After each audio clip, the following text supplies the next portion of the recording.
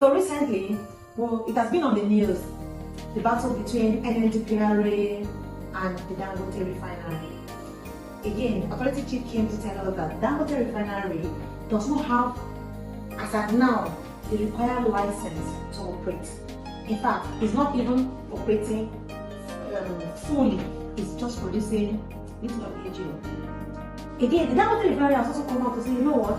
We are at different stages of our licensing. We've been doing this, we've done that, we've done this. I totally agree with both parties. I agree with the fact that Dangote Refinery has been going through some approval stages to get its license to operate as a refinery. Now, authority chief has set its own. The chairman of Dangote Group has set its own.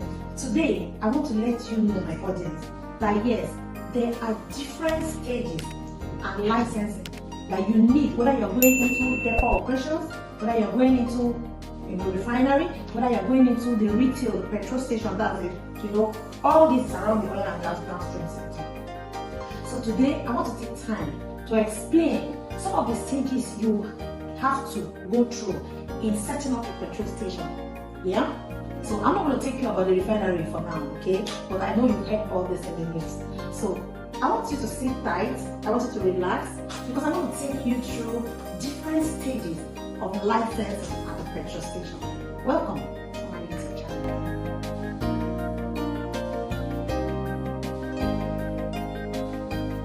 So, in trying to set up a petrol station, a retail outlet, there are some licensing you have to go through with the same NMDPRA. Now, NMDPRA are the regulators. They regulate the downstream sector in terms of normal retail activity. They also regulate the depot owners. If you are into bulk storage, they also regulate the refinery.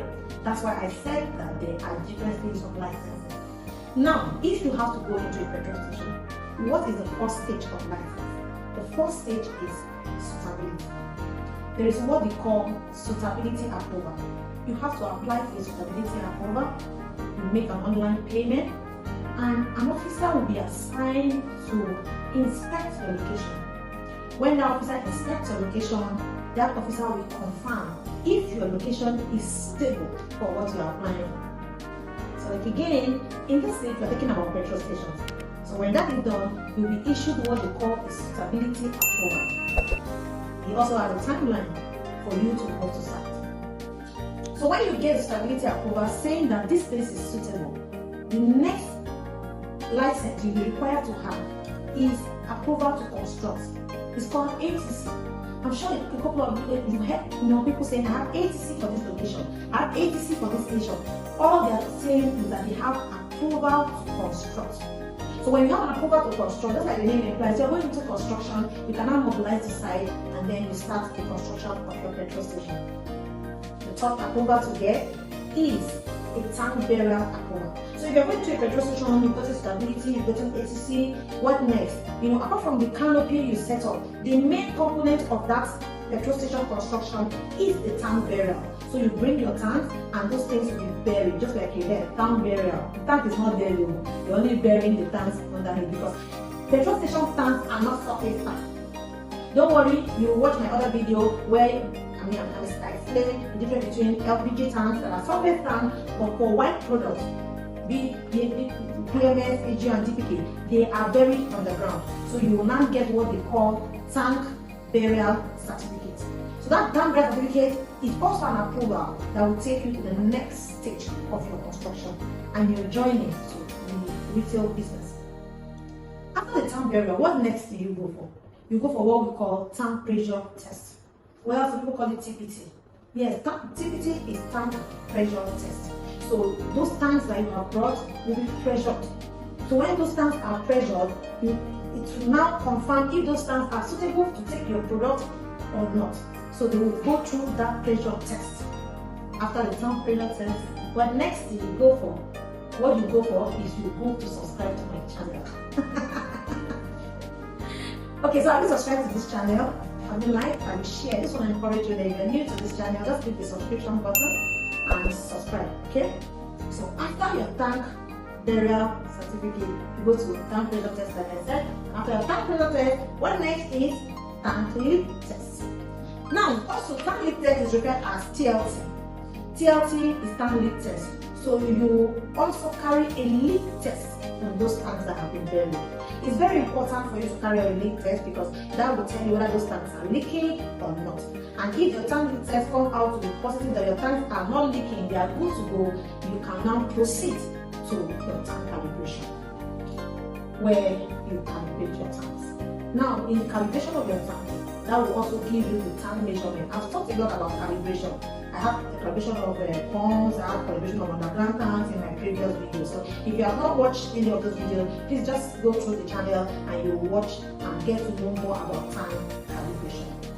So after tank calibration, what next do you go for? Now, at every stage of the licensing, you are being issued an approval that comes in form of a certificate, comes with the reference number, that takes you to your next stage.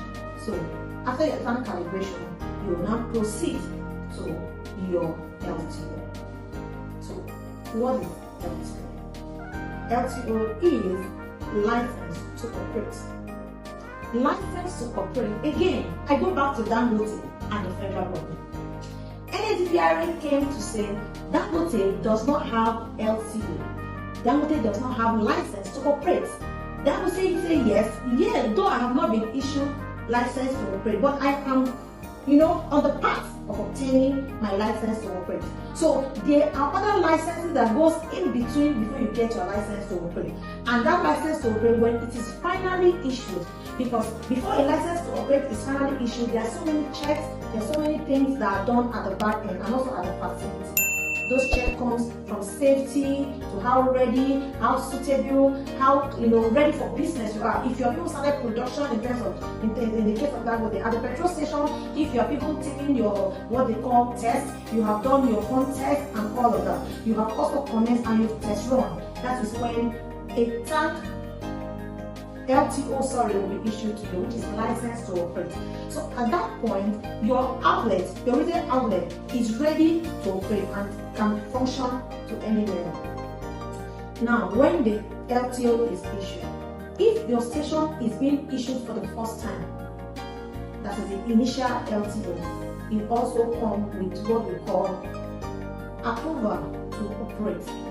That approval to operate is a second document that comes together with your license to operate, and it's a one-time document. So if you're getting your license for the first time, upon the issuance of your LTO from NMDPRA, your ATO will also come, which is approval to operate. But subsequently, every 2 years, the license to operate will now be renewed. It is a renewable document that comes every 2 years.